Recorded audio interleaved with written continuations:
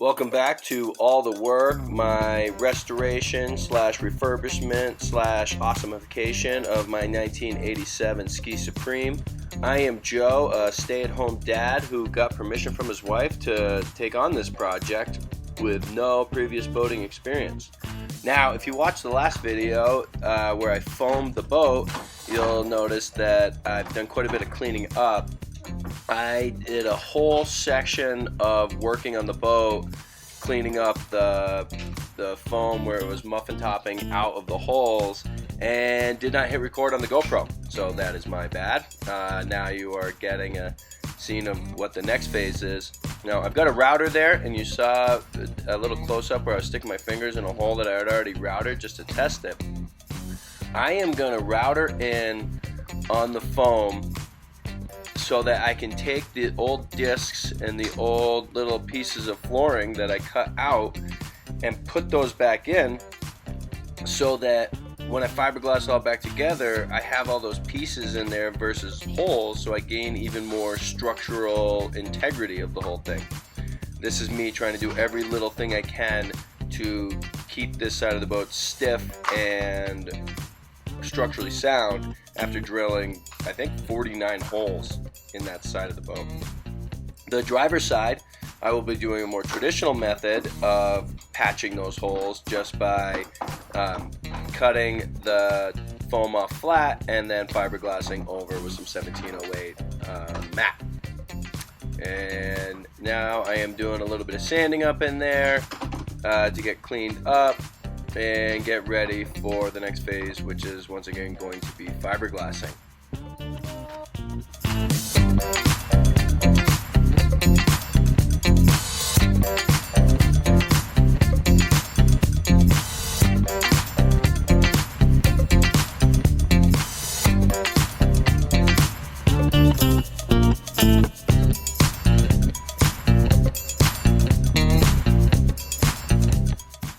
Here I am cleaning up the rest of the foam out of the holes with a razor knife. The router obviously couldn't get the holes that were right up against the wall, so I am going in by hand and continuing to cut that foam out flush with where the pieces of flooring will then set back into the holes. A lot of tedious work here. I knew this part was going to be a little bit tedious and take some time, so no big deal. I just needed to get through and do it, really.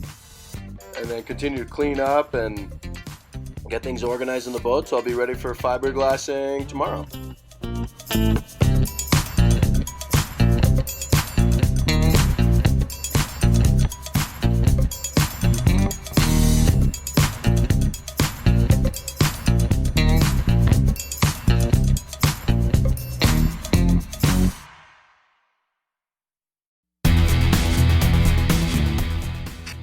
There's quite a bit of sanding to do up in the nose, particularly around that big triangle piece. I hadn't sanded there before I cut it out, and so now I'm having to do it post-foaming.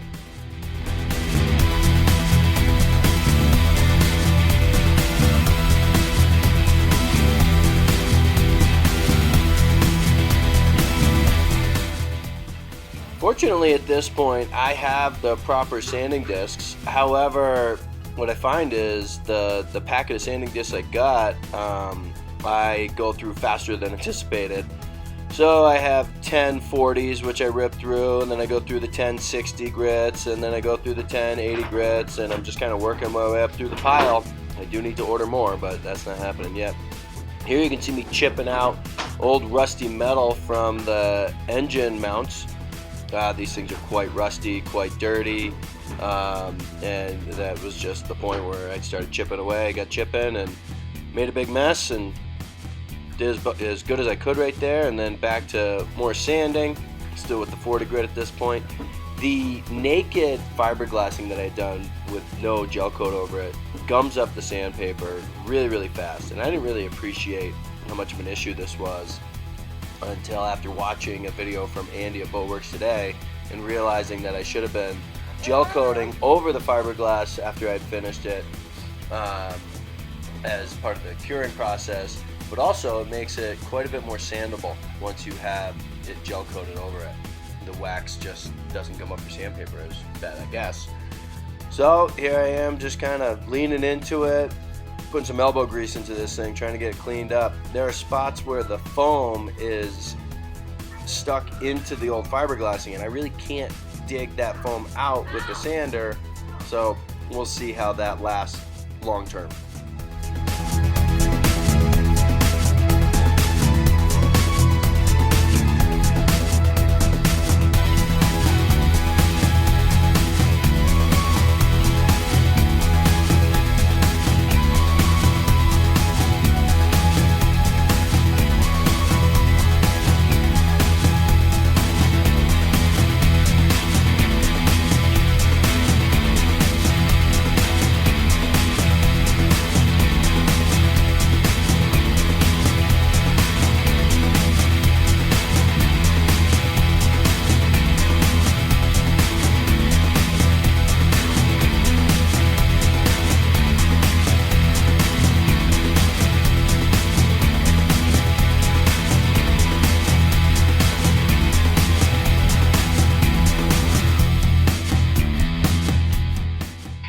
The goal for this day was to get all the sanding work done and get the boat completely cleaned and ready to fiberglass tomorrow in one shot. I am running out of temperature quickly, and since I've decided to do the rest of my fiberglassing outdoors, I need Mother Nature to cooperate with me and be warm enough for me to go out and do the glassing.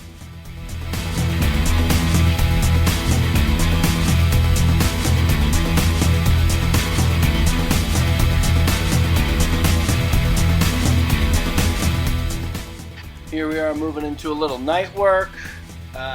Just one last push, try and get it cleaned up before the big glassing push the next day.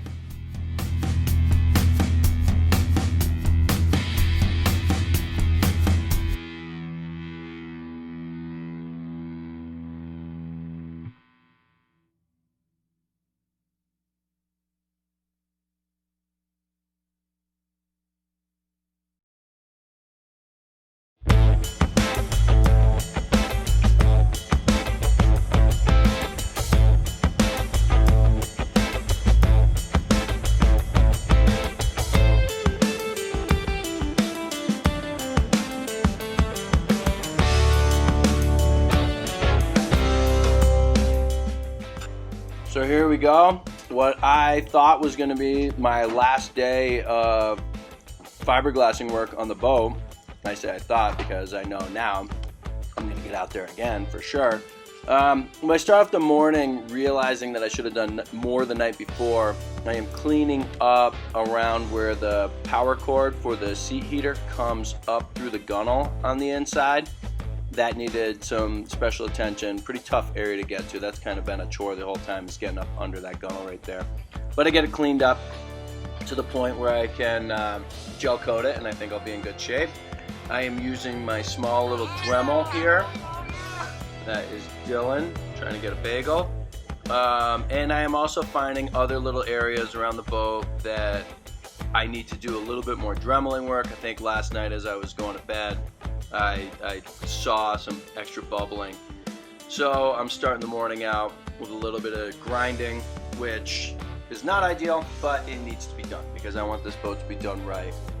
And I really don't want to skip out on some shoddy glassing work. I want to make sure all the glassing work is very good, consistent, no air bubbles, even if it takes me grinding them all out and refilling them with a little peanut butter.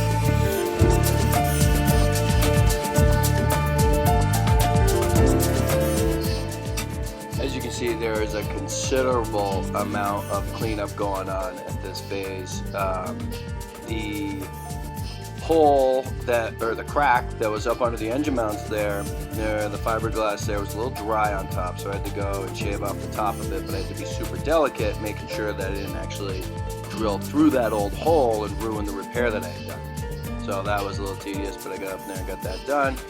And then there's a bunch of spots where I had let the fiberglass kind of hang long on edges, and so I went to clean those up and get those shaved down so that I could fiberglass over with the patch job over the foam better. Now I am finally getting the last vacuum and cleanup done, and it looks like a little bit more sanding. Oh, I am sanding around the stuffing box.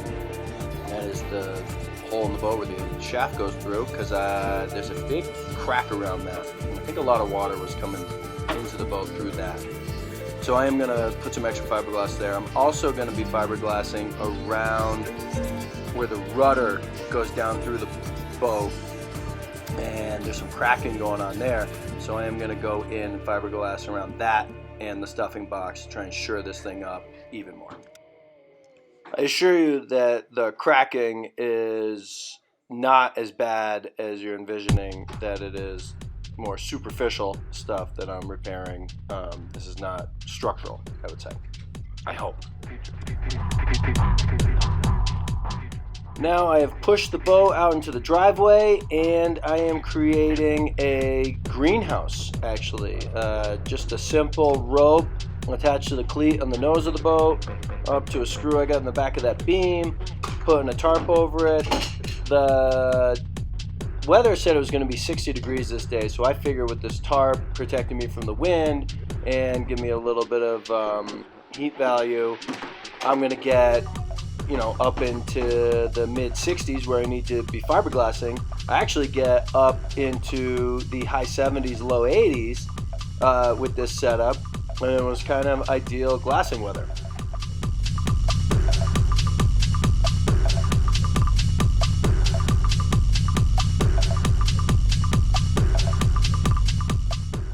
Before I can start glassing, however, I need to go through and clean all the surfaces. I'm using the acetone here to clean up all my surfaces so they'll be nice and oil-free for the fiberglassing. This is something that I did not account for when I kind of thought through how long the day was going to take me, as usual. So here's work that I hadn't accounted for, and this is kind of why I'm shooting these videos and showing people, because it's not as simple as just going out, mixing up some resin and laying fiberglass. It takes time to wet out a paper towel and clean all these surfaces and move all the way around this boat back and forth, side to side.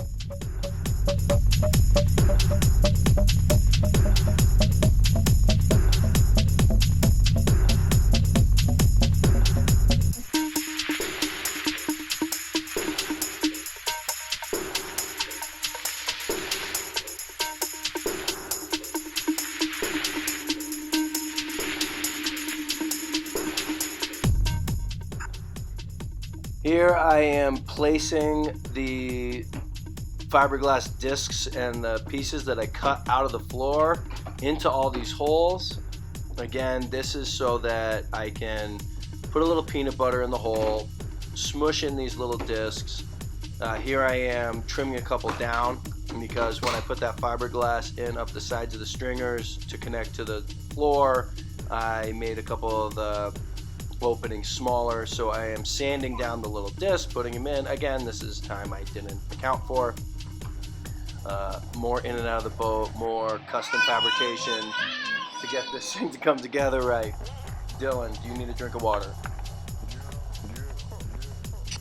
Now that I have all of my discs into that floor, so that when I fiberglass it all together, it'll be a more solid sheet of fiberglass and hopefully gain more structural rigidity, I am cutting out the fiberglass to put over all these little patches. This is something I definitely should have done the night before, because this takes a lot of time, again, that I wasn't accounting for, and I'm really losing daylight. You can see the sun coming into the frame here. It's late afternoon at this point, and because the days are getting shorter, I only have till I find out about 6 o'clock to work, and really I was kind of thinking I'd have sunlight until almost 7.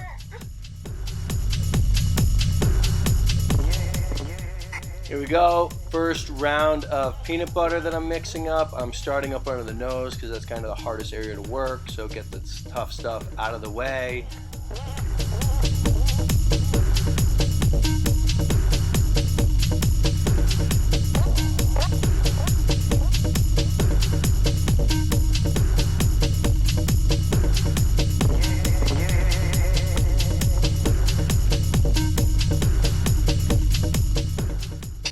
I switched resin brands at this point, and it took me a while to gain the confidence to go ahead and mix up my first batch. I went from the polyester laminating resin that I got from Ski Boat Parts Online, which came with this handy dandy little chart with volume of resin versus temperature, to this Total Boat stuff, which just tells you to mix it up off of the percentages and use your best judgment for the temperature.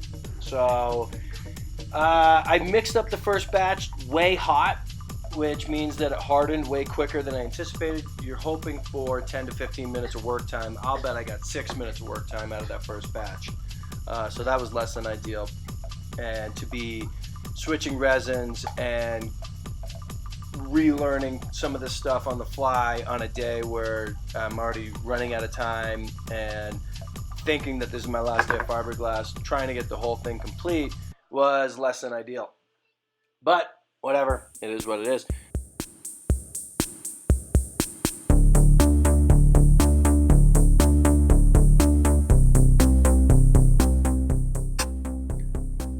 So again, to kind of go over the process that I am utilizing here, I am mixing up a little bit of a peanut butter resin, and I'm actually adding in some milled fibers to make it a little more structural. And I am pouring this peanut buttery milled fiber resin into the hole and then pushing the disc in around it so that you get resin, the structural resin, all the way around it, trying to make one solid surface of a floor. And then I put the patch over it, and actually the peanut butter starts kind of wetting out the fiberglass as I put it over, which is kind of a nice little benefit. And then I'm going back over with a regular resin and just pouring it over and working it in. Once I find the rhythm, this actually does work pretty well. You can get a pretty good view of it here. What you do see though is the sun going down, and it was the craziest thing. When that sun went behind the mountain, I went from a high 70s temperature to the high 50s. So I'm panicking here. I am working fast, as fast as I possibly could.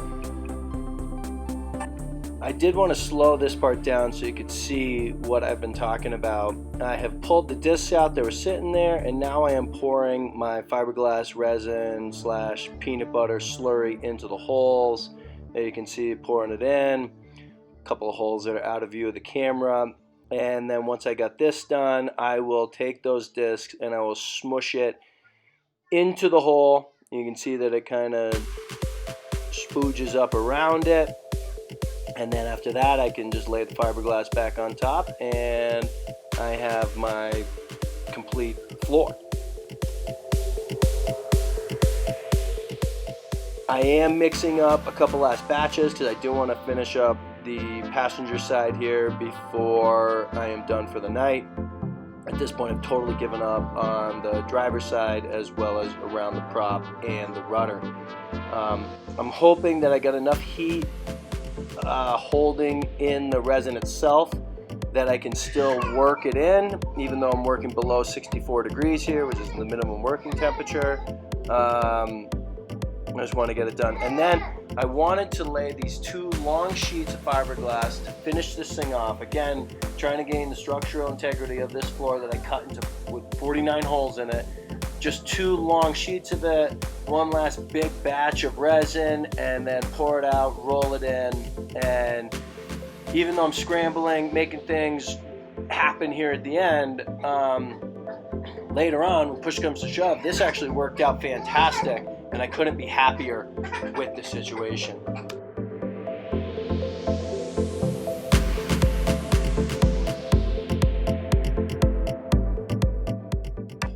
The camera actually just died on me, ran out of battery right there, but that was the end of the day, I assure you.